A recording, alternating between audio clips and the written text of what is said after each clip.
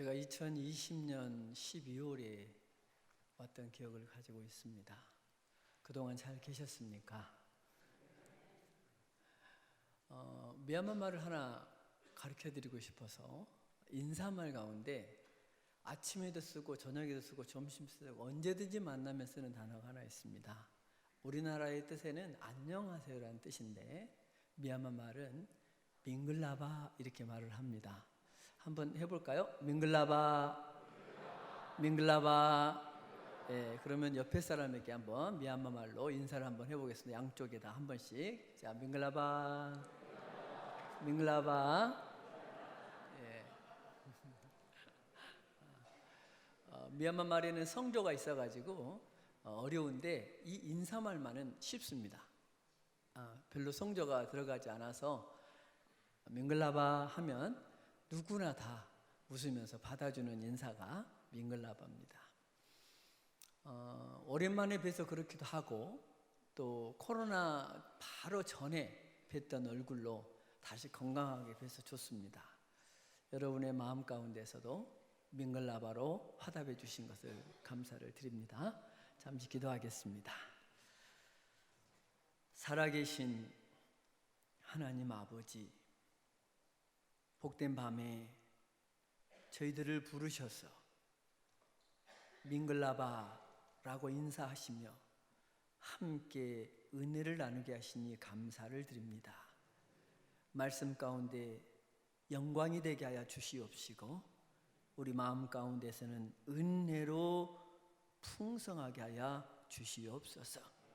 부족한 종의 입술은 주의 성령으로 바꾸어서 증거할 때에 역사가 있게 하여 주시옵시고 듣는 자와 전하는 자의 모두에게 동일한 하나님의 영광이 나타나도록 은혜 베풀어 주시옵소서.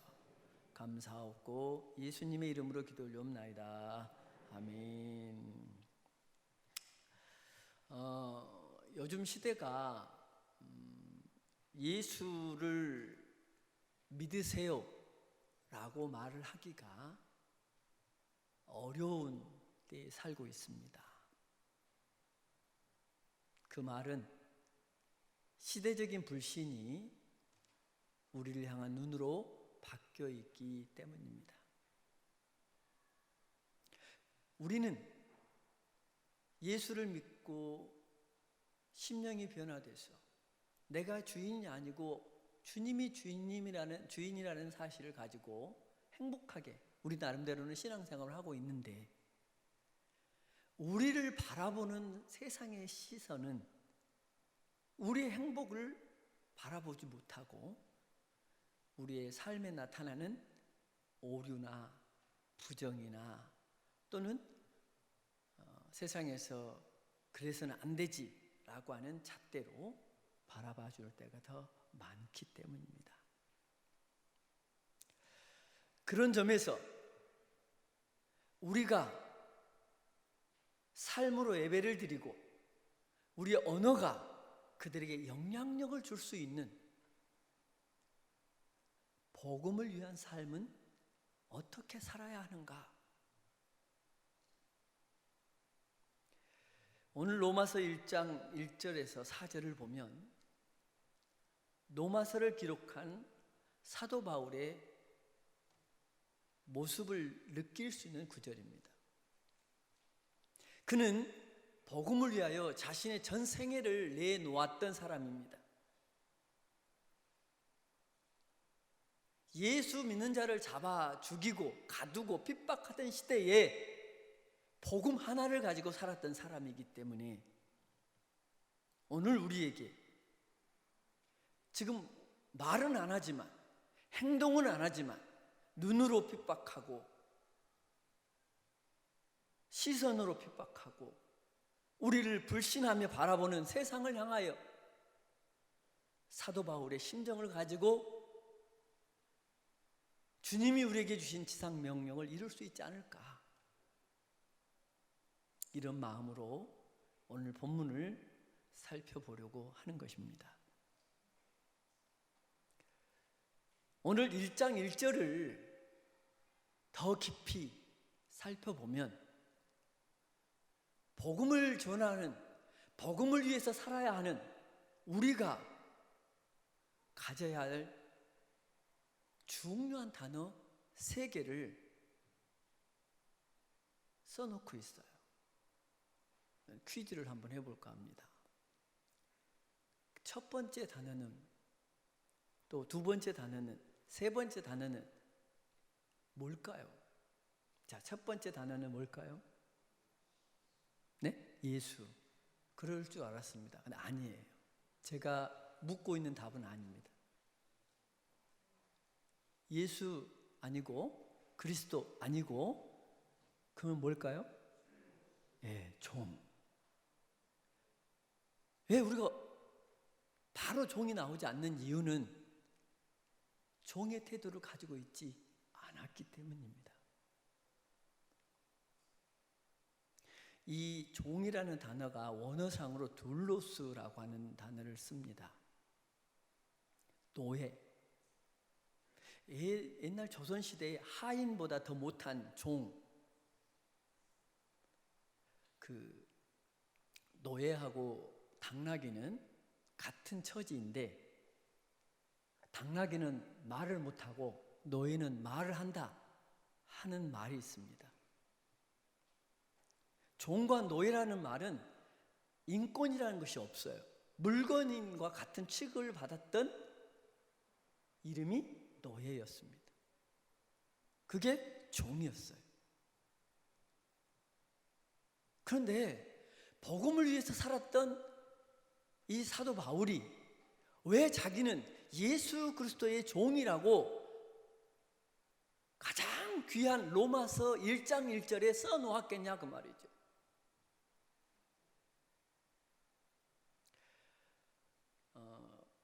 이 사도 바울의 마음을 좀 이해하려면 빌립보서 2장으로 찾아가 보아야 합니다.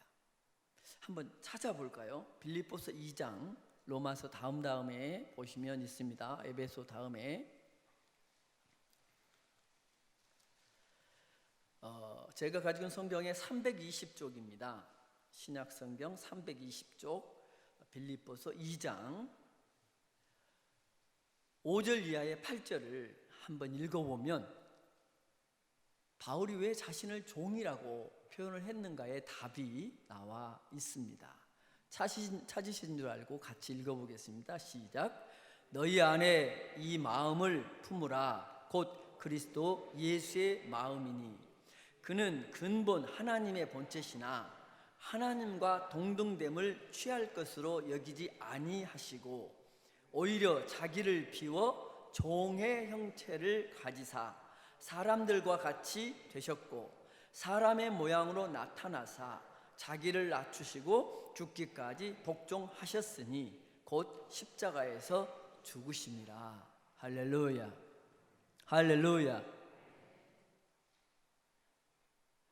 예수님께서 하나님과 동등됨을 취하지 아니하시고 낮아지셨는데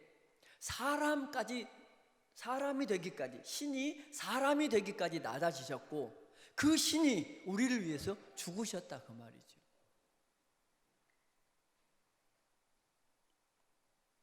이게 사도 바울이 예수님을 믿고 예수님을 따르면서 예수님을 전하기 위해 가진 태도예요. 죽기까지, 종의 형체를 지녀 십자가에 죽기까지 낮아지셨던 예수님을 닮아가며 살았던 삶을 본인이 스스로 고백하고 있는 것입니다. 왜? 복음을 위하여, 복음이 복음되기 위하여, 한 영혼을 천하보다 귀한 영혼들을 건지기 위하여는 종의 태도를 갖지 않으면 안 되기 때문에, 낮아지지 않으면 안 되기 때문에.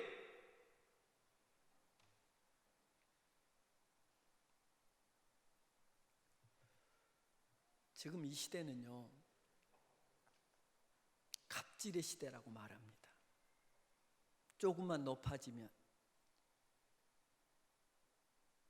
조금만 가지면, 좀 많이 배우면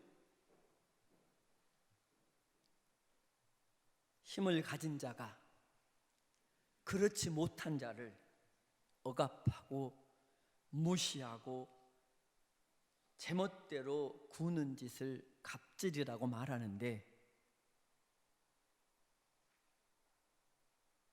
그런 시대에 살고 있습니다. 그런데 오늘 본문은 그런 시대보다 더 예수 믿는 자들에 대하여 세상이 갑질하던 시대에 예수 그리스도의 종이 되어서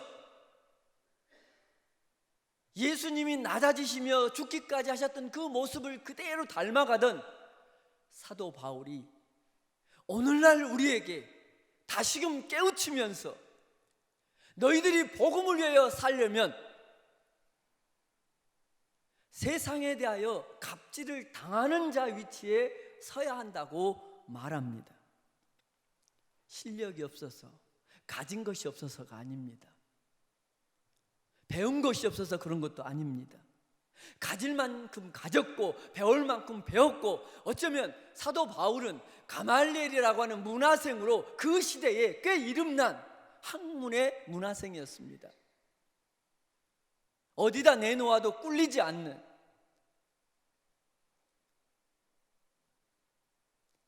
스토아나 철학자들과 변론을 나눌 정도로 아는 것이 많았던 사람입니다. 근데 그가 어떤 태도를 취했다고요? 복음을 위하여 어디까지 내려갔다고요? 종의 자리까지 내려갔다는 말입니다. 오늘 이 시대가 아무리 예수 믿는 사람을 핍박하고 아니 멸시하고 무시한다 할지라도 우리가 예수 그리스도를 닮아서 사도 바울처럼 복음을 위하여 조금만 낮아질 수 있다면 그 복음은 이 시대에도 영향력이 있을 줄로 믿습니다. 할렐루야. 내가 회사의 중역이에요. 그런데 내가 예수를 믿는 이유 하나만으로 얼마든지 갑질할 수 있는 자리에서 내가 섬겨주기만 한다면 내 입에서 나오는 예수 그리스도에 대한 어떤 단어가 나오지 않아도 영향력을 줄 수 있는 사이가 된다는 말입니다. 부모의 자리에서 혹은 자녀의 자리에서 혹은 친구의 자리에서 있을 때도 동일합니다. 이 세상은 여전히 따뜻한 세상입니다. 어쩌면 살만한 세상인지도 모릅니다. 그것은 그리스도인이 있기 때문입니다. 그리스도인다운, 성도다운 사람들이 많기 때문에 섬기고 사랑하고 포용하고 그리고 낮아져서 그들을 위해서 무엇을 할 것인가를 생각하며 사는 그리스도인이 많기 때문에 저는 아직도 세상은 살만하다고 믿습니다. 할렐루야. 여러분이 그 자리에 있기를 간절히 축원합니다. 두 번째 자리가 있습니다. 두 번째 단어는 바로 그 옆자리에 있었지 않습니까? 예수 그리스도의 종 바울은 그 다음에 나오는 단어가 뭐지요? 사도. 복음을 위하여 필요한 두 번째 단어는 사도라는 단어입니다. 이 단어는 지금 쓸 수가 없습니다. 사도라는 단어의 원어는 헬라어에서 보면 아포스톨로스입니다. 파견된 자. 예수님께서 자신이 했던 일들을 증언하라고 증인으로 파견된 자들을 사도라고 불렀습니다. 직접 파견한 자. 그래서 좁은 의미로는 12명 제자들밖에 사도가 될 수가 없습니다. 그 중에 가룟 유다는 빼고 11사도입니다. 그러면 바울은 왜 사도라고 불러주는가? 이거 말이 안 맞지 않냐라고 하는 신학자들 가운데 논쟁이 있습니다. 근데 그 논쟁을 잠재울 수 있는 유일한 성경 구절이 있습니다. 한번 찾아보겠습니다. 고린도전서 15장입니다. 고린도전서는 로마서 다음에 있습니다. 15장은 282쪽에 있고요. 신약성경 고린도전서 15장 9절에서 10절에 있습니다. 고린도전서 15장 9절에서 10절을 찾으셨으면 우리 합독하도록 하겠습니다. 시작. 나는 사도 중에 가장 작은 자라. 나는 하나님의 교회를 박해하였으므로 사도라 칭함받기를 감당하지 못할 자니라. 그러나 내가 나된 것은 하나님의 은혜로 된 것이니 내게 주신 그의 은혜가 헛되지 아니하여 내가 모든 사도보다 더 많이 수고하였으나 내가 한 것이 아니요 오직 나와 함께 하신 하나님의 은혜로라. 아멘. 이미 사도 바울이 왜 사도라고 불려졌는지에 설명이 자기의 고백으로 지금 적어져 있습니다. 나는 사도 중에 가장 작은 자라. 이 말은 맨 마지막, 그러니까 순서로 따져도 맨 마지막, 또 어떤 면에 봐서는 사도라 불릴 수 없는, 자격이 없는 이런 사람이라고 스스로 고백하고 있습니다. 그런데 사도라 칭함받기를 감당치 못할 자인데, 아시다시피 사울은 어떤 사람이었습니까? 예수 믿는 자들을 어떻게 했죠? 잡아 가두고 때로는 죽이고 때로는 고소고발해서 형벌을 받게 하고 이런 사람이었습니다. 근데 그가 다메섹 도상으로 가다가 대제사장에게 정권을 위임받고 예수 믿는 자를 잡아 가두려고 지금 가다가 예수님을 만난 거잖아요. 그러니까 핍박하던 갑질하던 사람이 갑질을 당하는 자리로 내려왔다라는 거예요. 근데 그것이 뭐 때문에 그렇게 됐다? 하나님의 은혜다, 그 말이에요. 여기 사도 바울의 고백처럼 우리가 우리 되고 있는 것, 지금 여기 앉아서 예배하고 있는 이 자리에 있는 것, 그 자체도 사도와 바울과 같은 하나님의 은혜가 아닐까요? 할렐루야. 나의 나된 것 하나님의 은혜라고 고백하는 사도 바울의 고백이 곧 우리의 고백 아니겠냐, 그 말이죠. 할렐루야. 적어도 우리는 사도 바울 같이는 못됐을지라도 사도 바울이 은혜로 된 자신의 삶을 내어드려서 가장 많이, 다른 사도보다 더 많이 수고하며 했던 일이 뭐예요? 복음을 전하는 일이었다는 겁니다.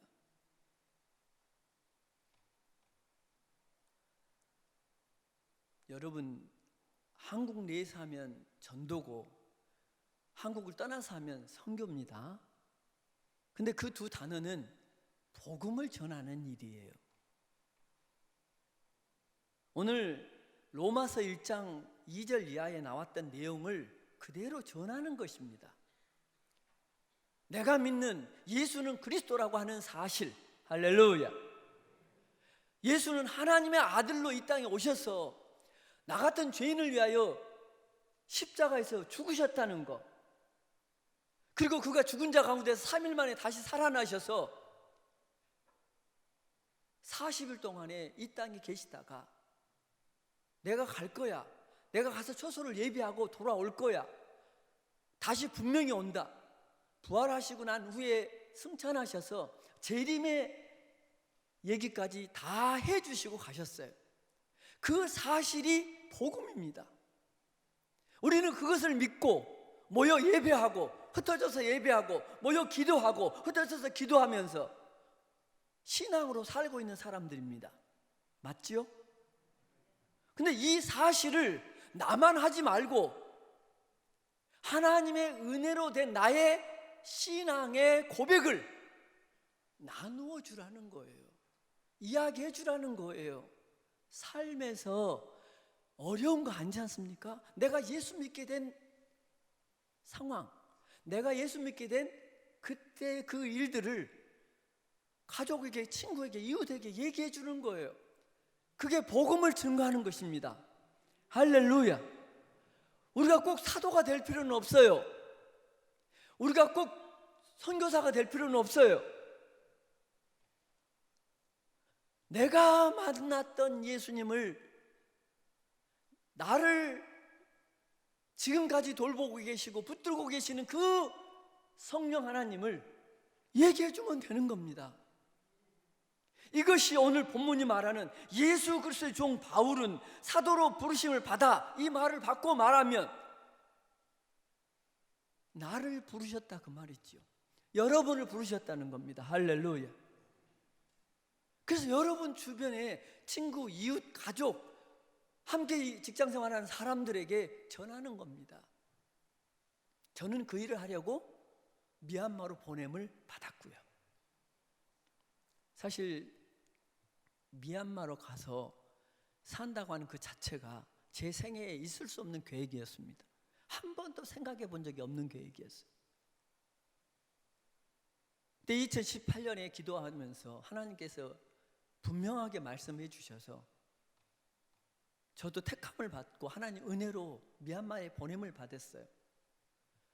그리고 하나님께서 프로젝트 주신 것대로 여러분과 같이 복음돼지라고 하는, 참 한 번도 한국에서는 돼지 대자도 모르고 키워본 적이 없는 도시남이 가서 돼지를 키우고 있습니다.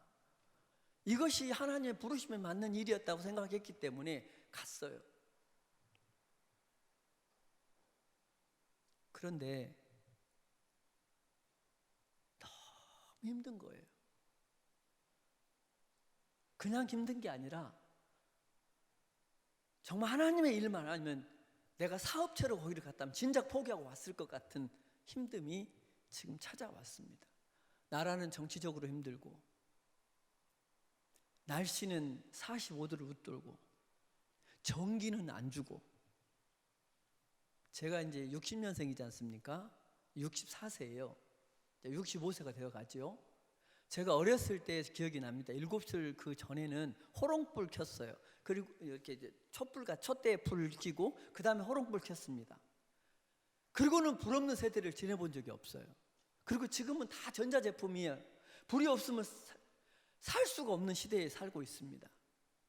그런데 하루에 2시간도 안 주면, 전기를 안 주면 어떻게 삽니까? 나가도 덥고 들어가도 덥고. 제가 이 한국에 딱 와서 첫 발을 디디면서 했던 그 감동은 여러분이 아마 안 해본 사람은 못 느낄 겁니다. 이 시원한 바람이, 1년 만에 맡은 이 시원한 바람이 안 먹어도 배불러. 그냥 좋아.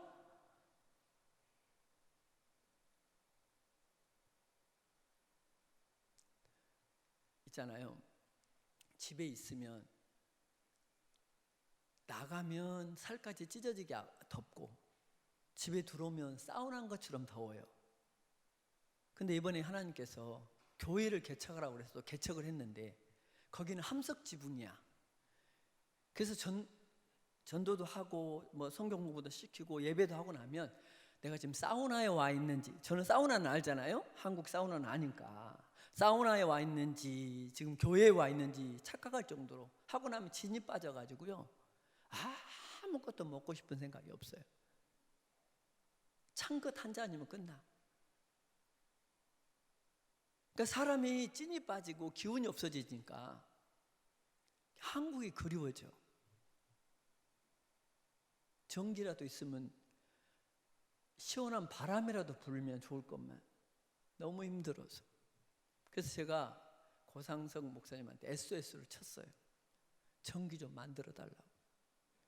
여기 한전입니까? 전기를 만들게. 오지게 했어요. 제가 사랑하는 후배지만 그냥 좀 무서워요. 때로는 뭔 말하기가. 웬만하면 참으세요. 이럴까 봐. 근데 제가 얘기를 했어요. 도저히 못 살겠다. 나가고 싶다. 하나님한테 울면서 기도했어요. 하나님, 이건 아니잖아요. 이 나이에 여기 와서 죽으라면 죽겠는데 죽는 건 아니고 고통스럽게만 하니까 너무 힘듭니다. 그렇다고 해서 나갈 수도 없고 선교사가 왔으면 뭐 그러잖아요. 왔으면 뼈를 묻어야지 막 힘들다고 나가고 그러면 되겠냐고. 근데 나뿐만 아니고 아내가 또 있잖아요. 내 아내는 힘든 것이 보여. 또 힘들다고 말을 하고. 근데 나는 명색이 남편인데 나까지 같이 힘들다고 둘이 붙들고 울 수는 없잖아. 그래서 둘이 힘들어하고 있는데 형님이 돌아가셨다고 연락이 왔어요. 이거 기뻐해야 돼요? 슬퍼해야 돼요?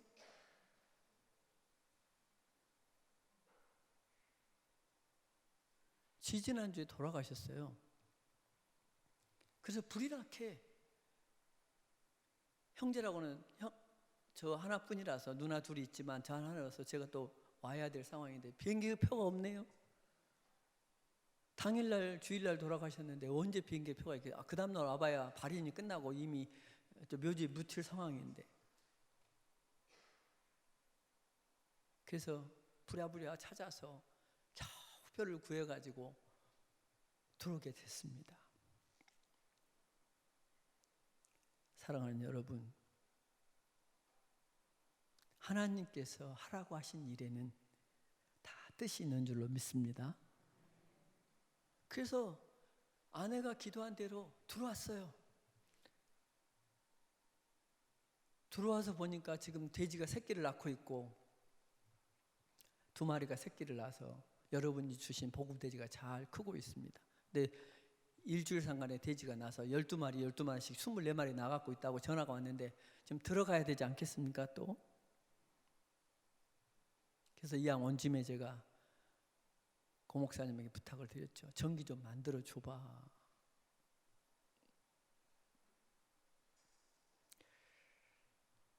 사랑하는 여러분, 우리 같은 죄인 중에 죄인을 구원해 주셔서 복음 하나 붙들고 저는 미얀마에 가서 살고 있습니다. 여러분의 기도 속에서 살고 있습니다. 여러분이 기도해 주시면 그걸 제가 느낍니다. 미얀마에서 신기하게도 느껴요. 그래서 그 느낌을 가지고 그 뭔가 정말 영적으로 이렇게 힘이 나는 것을 느끼면서 오직 한 가지, 복음을 위하여 살고 있는 줄 믿으시기 바랍니다. 죽으면 죽으리라는 말이 진짜 맞습니다. 그런데 교회를 개척해 놓으니까 더 힘은 나요. 그게 사우나든 목욕탕이든 상관없이 그냥 그 더위를 이기면서 영혼 하나를 건지고 전도회에 와서 교육하고 예배하고 이게 너무 신이 납니다. 한국에서 개척교회를 해봤기 때문에 그 심정이 뭔지는 알아요. 더 신나. 근데 몸은 계속 지쳐가. 그럼에도 불구하고 영적으로 살아있어. 할렐루야. 다시 말해서 내가 복음을 전하면 전할수록 내 육신은 쇠약해질지라도 내 영은 맑아지고 기뻐하고 풍성해지고 날마다 살아난 줄로 믿으시기 바랍니다. 복음은 그런 효과가 있어요. 예수를 믿고 목사가 된 이래로 다시 개척교회를 하고 나니까 막 영이 살아나는 거 있죠. 그래서 하루 9시부터 3시 반까지 특강을 한 적도 있습니다. 하나도 안 지쳐요. 그 뜨거운 사우나에서 강의하는 것처럼 느낌을 받았지만 하고 나면 막 뭔가 그 뜨거운 하나님의 은혜가 올라와서 그냥 눈만 감으면 눈물이고 눈만 감으면 감동이고 눈만 감으면 하나님의 음성이고, 이게 선교사의 삶인 것 같아요. 여러분에게도 동일하게 여러분 이웃에게 복음이 전해지면서 승리하는 삶을 살 수 있기를 주님으로 축원합니다.